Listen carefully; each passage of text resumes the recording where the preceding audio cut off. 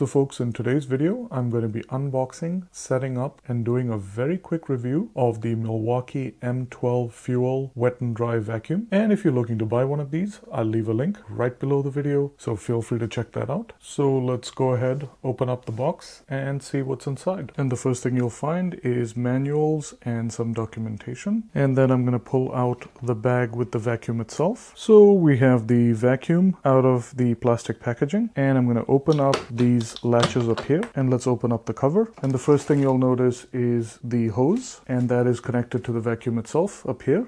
Next, we'll remove this piece of cardboard here, and inside that piece of cardboard is the wall mount. And next, I have the crevice tool and the larger vacuum attachment. And right above the hose is the slot for your M12 battery. Now, what I really like about this vacuum is that these accessories that I just pulled out actually have slots where they slot into place, and you can place the crevice tool up here, and the hose sits inside this cavity up here, such that when you're not using the vacuum, you can close this compartment door, lock these latches into place, and your accessories and the hose and everything is nice and neatly sealed away, so it's very easy to carry around, and you don't end up losing any accessories or parts. To open up the dust or dirt compartment, I'm going to open up this latch up front, this big latch, and then turn it around and open up the second latch on the back, and the top of the vacuum just lifts off, revealing the HEPA filter on the bottom. And there is also an additional or optional bag accessory which you can install here if you want to add an additional bag to filter out more particles. And here is the dust or dirt compartment itself.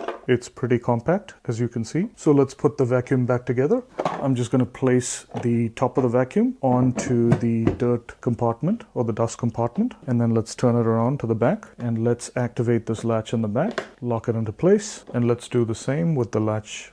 Lock it into place. Now, this vacuum will work with pretty much any M12 battery. However, I purchased the 5 amp hour red lithium high output battery, which is actually what I recommend for this vacuum. These vacuums are very power hungry, and you really need a good solid power source if you want to use it for any meaningful amount of time. And I'll show you how to install the battery. And let's open up the top of the vacuum, undo those latches, and open the top up.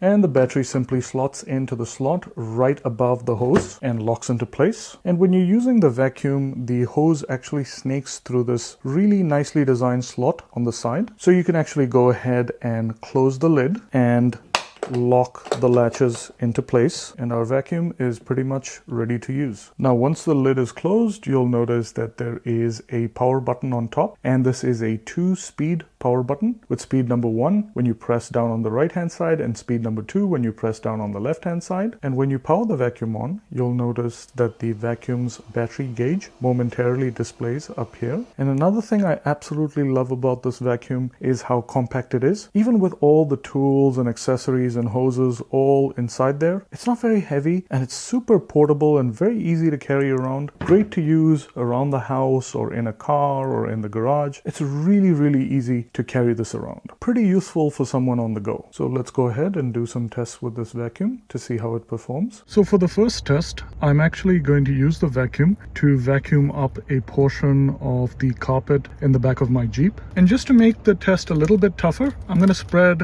a little bit of this cereal to kind of simulate the kind of debris you would have on the carpets in your vehicle. So let's see how the vacuum performs. So I'm going to turn it on and turn it into mode 2 or power level 2 and see how it performs. And folks, as you can tell, with the larger fitting on, it handled all the larger debris from the cereal pretty effortlessly. And for a short period of time, I also used the crevice tool to kind of get into the tighter spaces in the back around the carpet, and it got a pretty good amount of dust out.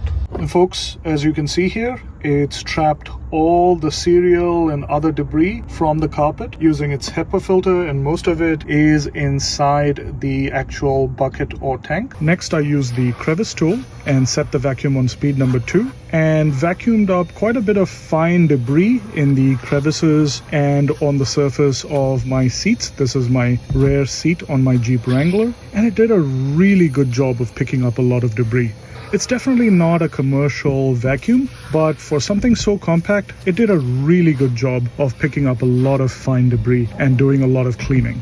So it's great to have around the house to just, vacuum your seats time to time. It's not the most powerful vacuum in the world, but honestly, it gets 90% of the job done. Next, I decided to do a dry vacuum run on my front driver's side floor mats on my Jeep. And as you can see, there's quite a bit of salt and dirt in there.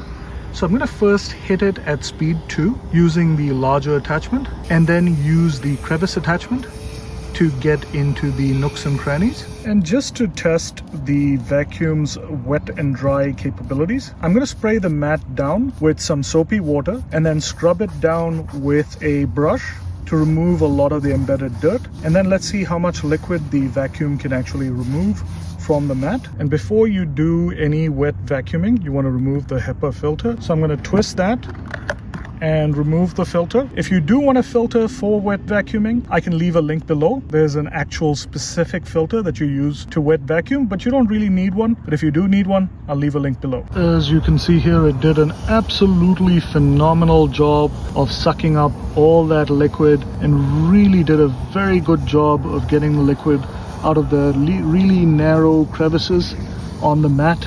And honestly, I'm very impressed by how it performed. It really helped clean my mats up. And this is a very common problem, especially if you live in the Northeast United States, where there's a lot of salt almost 6 months of the year, and your mats get really dirty. So this is very, very helpful. And here's all that dirty water that it pulled out of the mat. So should you buy the Milwaukee M12 fuel vacuum? Well, that all really depends. Now, if you're looking for an extremely compact cordless shop vac to use in your garage, in your car, or just have in your work truck, there's pretty much no better option than this currently on the market. It's really well built, very thoughtfully designed, and offers amazing suction power, especially for a 12-volt vacuum. However, if you're looking for something that is still cordless but gives you a lot more suction power to use in more of a commercial environment, I highly recommend upgrading to Milwaukee's M18 version, which will give you a whole lot more power than the M12. And I'll leave links to all these products right below the video, so feel free to check that out. Hope this video has been helpful. If it has, please hit that like button, and please also consider subscribing to my channel for more reviews, unboxings, and how-to videos. Thanks for watching, and see you next time.